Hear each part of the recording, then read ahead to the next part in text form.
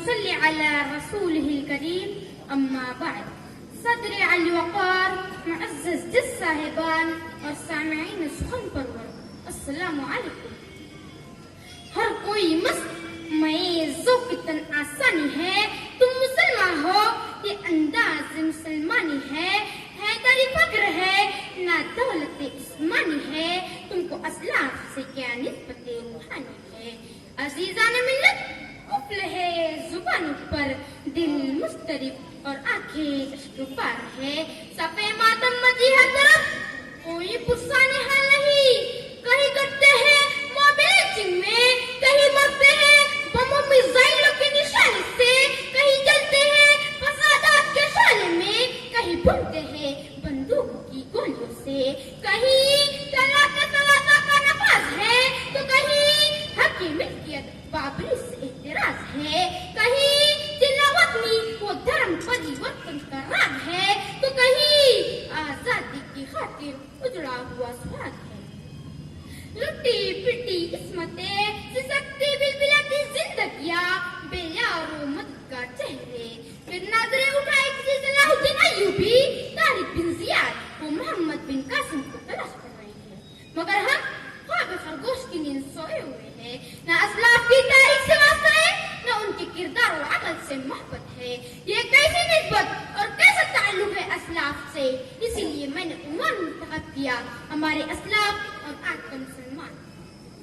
عزیزان میں پھر تاریخ اسلام کے ضد اور شاہد ہے کہ وہ تمہارے اسلاف ہی تھے جنہوں نے کلمہ حق کو بلند کیا، باطل کے مقابل بے تیغ سپر صفے آگ ہوئے، رستم وقت کو ہاتھ چٹایا، روح و فارغ جیسی سپر پاور طاقتی طاقتوں کو سیٹ کیا. جی ہاں حاضرین گرامی، یہ وہی اسلاف تھے. یاد کیجیے، پوچھیے اپنے آپ سے، وہ ساحل اندلس میں کشتیاں چلانے والے، دریاؤں میں گھوڑے دوڑانے والے، سلگتی ریت پر آہ آہ کہنے والے، غزنوی بن کے بتوں کو توڑنے والے، غزوہ بدر میں کفار پر اجل بن کے ٹوٹنے والے، تختے سے رام میں سجدہ ریز ہونے والے، عدل و انصاف قائم کرنے والے، یتیموں اور بیواؤں کی دستگیری کرنے والے، کلیساؤں میں اذان دینے والے، تلوار کے سائے میں نماز ادا کرنے والے، امت کے لیے راتوں کو رونے والے، بھوکے رہ کر مہمان کو کھلانے والے، کوئی اور نہیں تمہارے اسلاف تھے. ان کے سینے دولت ایمانی سے معمور تھے، ان کے اندر سماوی تاج کا جذبہ جاگزی تھا، ان کا اتحاد وہ اتفاق خونی رشتوں سے زیادہ مضبوط تھا، ان کے دل ایمان یقین کی حرارت سے لبریز تھے، ان میں صدیق سی اطاعت تھی، فاروق سی عدالت تھی، عثمان سی دولت و حیا تھی اور علی سی شجاعت و دلیری تھی. ان کا مقصود رضا الہی اور اتباع رسول تھا. اسی لیے شاعر کرتا ہے،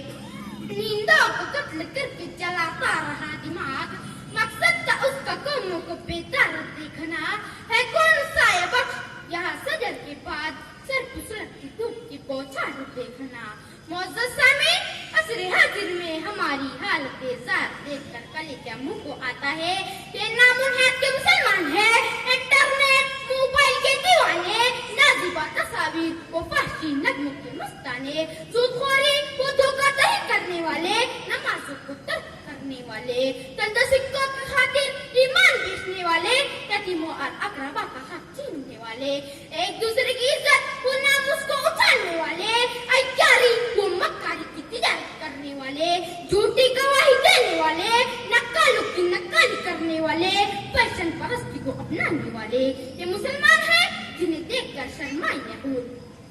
حاضرین گرامی، بیت المقدس تمہیں آواز دے رہا ہے، برمی، فلسطینی و شامی مسلمان تمہیں پکار رہے ہیں، مسجد کرتبہ کی زمینیں تمہارے صدوں کے لیے تڑپ رہی ہے، گرجا گھر بنے مینار تمہیں آواز دے رہے ہیں، ساحل اندلس کی کشتیاں تمہارا انتظار کر رہی ہے اور کہہ رہی ہے، کوئی حسین نہیں جس سے اب وفا کیجیے، سوائے اس کے کہ قاتل کو ہی دعا کیجیے. آفتاب کے سوداگروں، چھوڑ دو یہ جگنو کی سوداگری، توڑ دو یہ انگور کی پیٹی کے جاموں منا، توڑ دو یہ لذت نفس کے اصنام، مٹا دو آخری رنجشوں کے خرمشار، مٹا دو بے سر و سامانی کے جذبے بے اوقار، اور بن جاؤ 313 کی طرح ایک لشکر جرار. روک دو یہ مرگن و ماتر کے دور کا اہتمام اور